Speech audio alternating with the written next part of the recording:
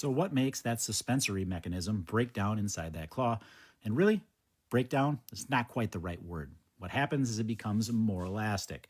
What that means is that pedal bone has more freedom of movement inside that claw, which ultimately then affects the corium because that pedal bone will move down into it, causing more pressure.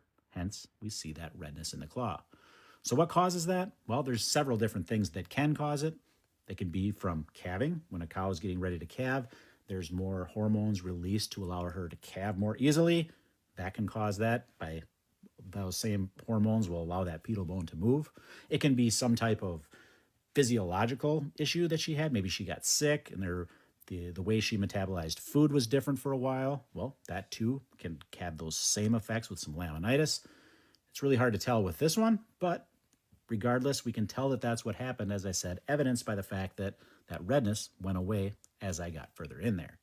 What we're dealing with here is a problem in that white line, and we're going to get there soon.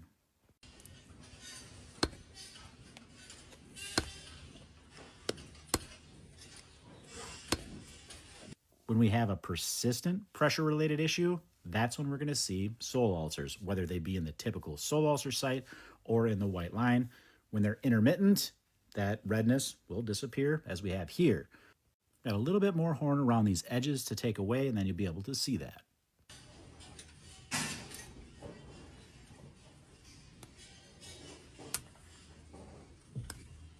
So how does pressure relate to problems in the white line? Well, if we have a claw that's got too much pressure from pedal bone or from the outside due to imbalance, then we can get a flaw or a defect in that white line, in that junction. When that happens, that means there's a crack in there, which ultimately will allow bacteria to get in if that persists over time. In this case, the way that this could probably play out, we have that change with that pedal bone, right? That more movement. We're having pressure problems because of that. The claw's response is to produce more hoof horn because it can sense that there's a problem, more hoof horn, more cushion for that claw. But what that also does then is creates an imbalance.